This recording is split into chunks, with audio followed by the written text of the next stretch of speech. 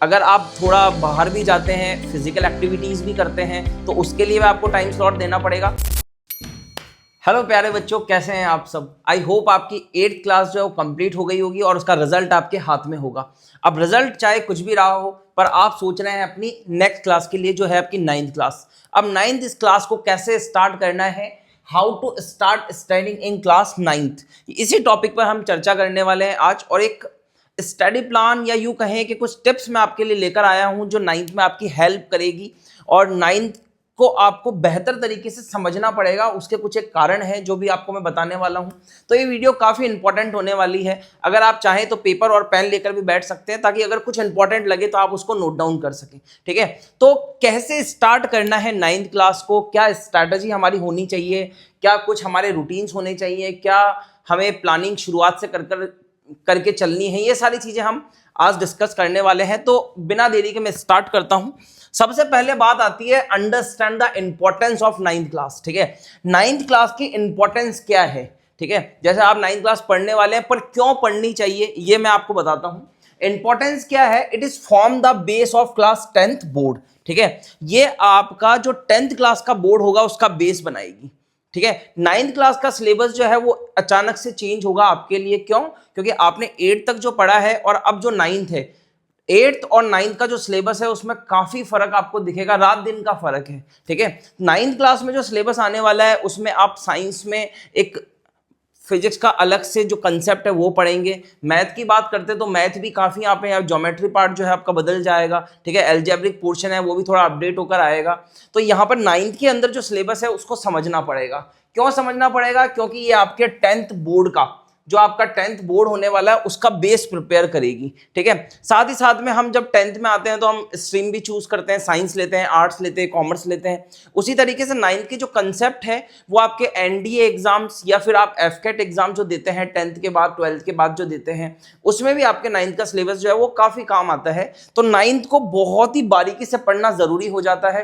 क्यों? क्योंकि ये आगे भी आपके कॉम्पिटिटिव लेवल तक भी काम आती है इसकी मैथ, तो इसको पढ़ना बहुत ज्यादा जरूरी है। ठीक है, साथ ही साथ में क्या करेगा, it help in developing strong analytical and logical thinking skill. ठीक है, अगर आप 9th क्लास की जैसे मैथ की बात करते तो मैथ में यहाँ पर जब आप नंबर सिस्टम पढ़ने जाएंगे, आप यहाँ पर एल्जेब्रिक एक्सप्रेशन पढ़ेंगे, स्टैटिक्स पढ़ेंगे, ग्राफ बनाना सीखेंगे, तो ये सारी की सारी जो है वो आपकी थिंकिंग स्किल जो होगा उसको स्ट्रॉन्ग करने का काम करेगा।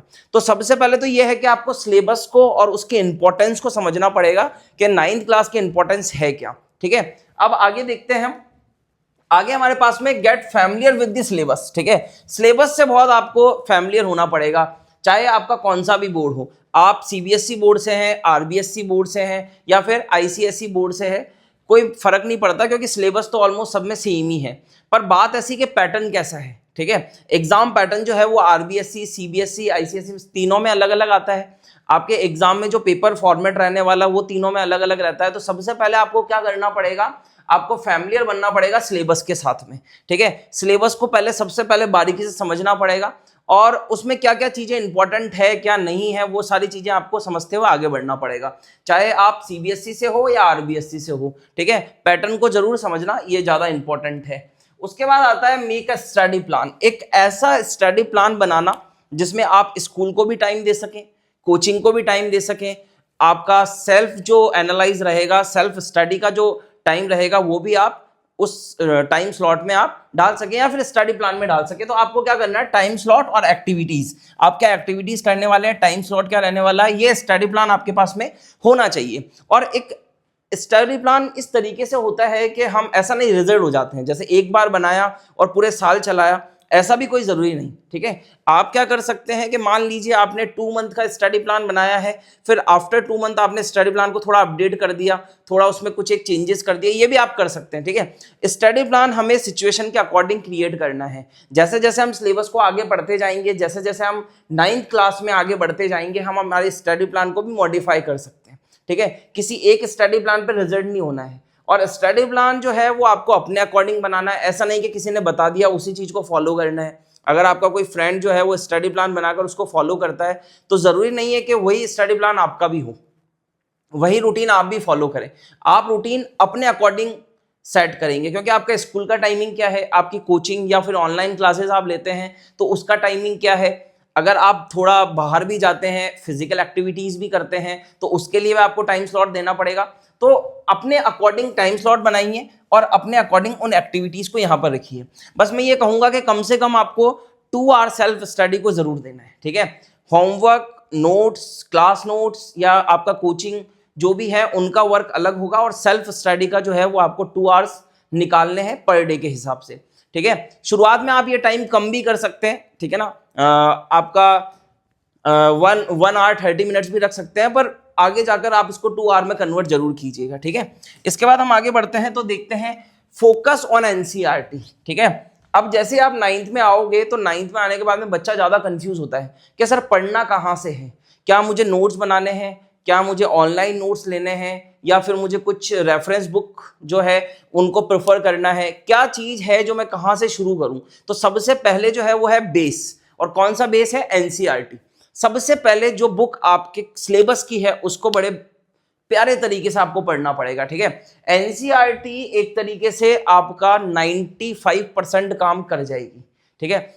तो सबसे पहले आपको क्या काम करना है कि एनसीईआरटी को वर्ड टू वर्ड रीड करना है, चाहे वो एसएसटी हो, साइंस हो या आपकी मैथ हो। सबसे पहले एनसीईआरटी को बिल्कुल प्रॉपर तरीके से, जैसे मैं मैथमेटिक्स की बात करूं तो मैथमेटिक्स में एग्जाम्पल, एक्सरसाइज, समरी, ये सब कुछ आपका कंप्लीट होना चाहिए। साइंस की बात करें तो एक्टिविटी, ब्लूप्रिंट्स, ठीक है, किसी भी चीज को छोड़ना नहीं है। एनसीईआरटी के बाद ही आप रेफरेंस बुक पर जाएंगे, ठीक है। तो सबसे पहले जैसे मैंने यहाँ पे लिख भी रखा है, मैथ की मैं बात करता हूँ तो एनसीईआरटी, उसके बाद में आरडी शर्मा। जरूरी नहीं है आप आरडी शर्मा लें, ठीक है। मैं पर्सनली आरडी शर्मा प्रेफर करता हूँ, क्योंकि आरडी शर्मा में आपके सारे कंसेप्ट कवर हो जाते हैं और वो आपको बेसिक से एडवांस पे ले जाती है, ठीक है। साथ ही साथ में आजकल उसके साथ में एक एमसीक्यूज बुक भी आती है जो आपके 20 मार्क्स जो एमसीक्यूज हैं उनको होल्ड करती है, तो वहां से आपकी अच्छी प्रैक्टिस हो जाती है। और फिर उसमें कुछ एक जो आपके डिस्क्रिप्टिव है, केस स्टडी, वो भी बहुत अच्छी दे रखी है, इसलिए मैं आरडी शर्मा मैंने यहाँ पे लिखा है। आप चाहे तो दूसरी बुक भी ले सकते हैं। साइंस की बात करें तो एनसीईआरटी करनी है, प्लस आपको क्लास नोट्स बनाने हैं, क्लास नोट्स बना सकते हैं आप, या आप कोई रेफरेंस बुक प्रेफर करना चाहते हैं तो वो भी कर सकते हैं। पर सबसे पहले आपको क्या करना है, आपको फोकस करना है एनसीईआरटी पर, ठीक है। एनसीईआरटी आपको वर्ड टू वर्ड एक बार रीड करनी है प्रॉपर तरीके से, पूरे साल आपका एनसीईआरटी पे फोकस होना चाहिए। उसके बाद हम आगे बढ़ते हैं तो यहां देखते हैं फास्ट स्टेप्स, ठीक है ना, सॉरी लास्ट स्टेप्स आपके लिए कुछ है जो आप पूरे साल भर ध्यान रखिए कि किस तरीके से आपको काम करना, और इन पॉइंट्स को हमेशा दिमाग में रखिए। सबसे पहले है कि जो भी आप चीज पढ़ते हैं, चाहे आप एनसीईआरटी से पढ़ते हैं या आप रेफरेंस बुक से पढ़ते हैं या आप किसी कोचिंग पे पढ़ते हैं या आपके स्कूल में पढ़ते हैं, ठीक है ना, आपको क्या करना है, नोट्स बनाने हैं, ठीक है ना। क्विक रिवीजन के लिए आपको नोट्स बनाने पड़ेंगे। ये नोट्स कब काम आते हैं, जब हमारा लास्ट एंडिंग चल रहा होता है, जब हमारा एग्जाम टाइम चल रहा होता है, तो हमको एक क्विक रिवीजन मिलता है नोट्स से, ठीक है। और नोट्स बनाते समय आप थोड़ा सा ये ध्यान रखिए कि नोट्स भर भर के नहीं बनाने, की पॉइंट्स को फोकस करते हुए बनाना, ठीक है ना। वही चीजें लिखनी है जो इंपॉर्टेंट है, वही चीजें लिखनी है जो आपको याद नहीं रहती। अगर आपको याद हो जाती है तो उसे नोट्स में नहीं लिखने की जरूरत है। नोट्स में वो लिखना है जो आपको याद नहीं रहता या फिर जिसकी बार बार में रिवीजन की जरूरत है, उसको आप नोट्स में डालिए, ठीक है। उसके बाद में आपको क्या करना है कि लगातार आपकी प्रैक्टिस होती रहनी चाहिए, चाहे आप मैथ पढ़ रहे हैं, साइंस पढ़ रहे हैं, एसएसटी पढ़ रहे हैं, रेगुलर प्रैक्टिस, एक रिवीजन बहुत ज्यादा जरूरी है। और जैसे मान लीजिए एक टेस्ट भी आप लगाते हैं, जैसे वीकली टेस्ट आप लगाते हैं, तो वीकली टेस्ट के बाद में आपको क्या करना है, उसका एनालाइज करना है। जैसे मान लीजिए 20 क्वेश्चन आपने सॉल्व किए हैं, आपको उसमें से 15 क्वेश्चन आते हैं, 5 क्वेश्चन आपने अटेम्प्ट किए हैं, जो नेक्स्ट 5 रहेंगे वो अटेम्प्ट करें पर वो गलत हो गए, तो उन 5 क्वेश्चन का बहुत प्यारे तरीके से, बहुत ही लाजवाब तरीके से आपको एनालाइज करना है, क्योंकि ये बहुत ज्यादा जरूरी है, ठीक है।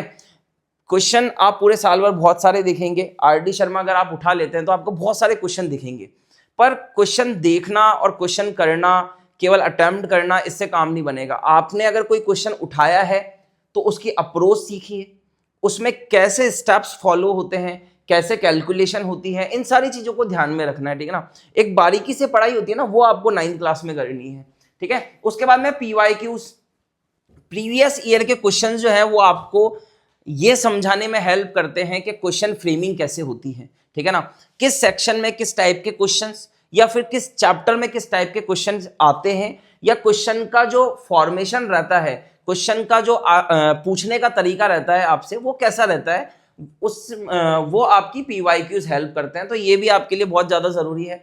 उसके बाद टेस्ट का तो मैंने बताया ही है, आप वीकली टेस्ट लगा सकते हैं या 15 डेज 10 डेज जैसा भी आपका रूटीन रहे उसके अकॉर्डिंग आपको टेस्ट लगाने, पर आप मान के चलिए मंथ में आपको कम से कम 3 से 4 टेस्ट तो देने ही है और एक प्रॉपर तरीके से उनका एनालाइज करना है, ठीक है। उसके बाद में कंसिस्टेंसी होनी चाहिए, ठीक है ना। ये तो हम कहते ही हैं कि हमेशा डिसिप्लिन और कंसिस्टेंसी आपको चाहिए, ठीक है ना। एक तो रेगुलर काम करना है और एक डिसिप्लिन तरीके से काम करना है, तो इस चीज पर तो आप फोकस रखिएगा बिल्कुल। बी पॉजिटिव एंड मोटिवेटेड, ठीक है ना। मोटिवेटेड रहना है पूरे साल भर। अब जब पढ़ाई आज स्टार्ट करने जा रहे हो, अप्रैल में मई में आप स्टार्ट करेंगे, तो आप उस समय बड़े जोश के साथ में होते हैं, पर जैसे जैसे आप 2-3 महीने आगे बढ़ेंगे आपका जोश भी ठंडा हो जाएगा, ठीक है ना। तो जोश ठंडा नहीं रखना है, मोटिवेट रहना है। मोटिवेट करने के लिए आप एक मतलब खुद को मोटिवेट करने के लिए आप एग्जाम को कंसीडर कीजिए, क्योंकि अगर आप स्कूल में पढ़ते हैं, जाहिर सी बात आप स्कूल में पढ़ते ही हैं, तो फर्स्ट टेस्ट आएंगे, सेकंड टेस्ट आएंगे, हाफ ईयरली आएंगे, ठीक है ना, टर्म्स आते हैं, तो हर एग्जाम पर फोकस रखिए। आप जाकर फाइनल एग्जाम पे फोकस मत रखिए जब मैं तो ईयरली के अंदर जाकर सारे मार्क्स फोड़ दूंगा, नहीं। आप शुरुआत से ही एक एक टास्क को पूरा कीजिए। जैसे मान लीजिए आपके 1.5 महीने के बाद में कोई एग्जाम आता है, तो आपका पूरा फोकस उसी पे ही होना चाहिए, पूरा का पूरा सिलेबस जो है आप उसी के रिगार्डिंग पढ़ेंगे। इस तरीके से मोटिवेटेड रह सकते हैं। और साथ ही साथ में ये भी है कि अगर आप एक्स्ट्रा चीजें भी पढ़ते हैं, जैसे मैंने यहाँ पर आपको कुछ एक रेफरेंस बुक के बारे में बताया था, तो रेफरेंस बुक भी आपकी हेल्प करती है, क्योंकि आपके पास में एक कंटेंट रहेगा पढ़ने के लिए। भाई एनसीईआरटी सिलेबस जो है बहुत छोटा है, ठीक है, नया है, मानते हैं कि 9th क्लास में सिलेबस नया है, पर सिलेबस छोटा है, तो वो आपको एक कम टाइम में कंप्लीट कर देगा। तो कम टाइम के बाद में जो आपके पास में एक्स्ट्रा टाइम बचेगा उसमें आप क्या करेंगे, तो वहां पर रेफरेंस बुक आप कंसीडर कर सकते हैं। उससे एक तो रिदम बना रहेगा और एक्स्ट्रा चीजें सीखने को मिलेगी, ठीक है ना। क्योंकि मैंने अभी बताया था आपको कि 9th क्लास जो है वो 10th क्लास का बेस बनाएगी, ठीक है ना। 10th क्लास का सिलेबस इजी है कंपैरिजन करें हम 9th से, तो लेकिन 9th में सिलेबस जो है वो आपको लॉजिकल थिंकिंग के बारे में सिखाएगा। तो ये सारी चीजें आपको कंसीडर करनी है, दिमाग में रखते हुए पढ़ाई करनी है, स्टडी प्लान बनाना है और बहुत ही प्रॉपर तरीके से बारीकी से 9th क्लास को पढ़िए, क्योंकि 9th क्लास बहुत ही ज्यादा इंपॉर्टेंट है, ठीक है। ऐसे ही वीडियो मैं इस चैनल पर लाता रहता हूं, आप इस चैनल को सब्सक्राइब कीजिए और अपने दोस्तों के साथ में वीडियो शेयर कर सकते हैं। आपको किसी टॉपिक से रिलेटेड कोई प्रॉब्लम है तो आप कमेंट बॉक्स में ही बता सकते हैं। मिलते हैं नेक्स्ट वीडियो में, तब तक के लिए टाटा बाय बाय।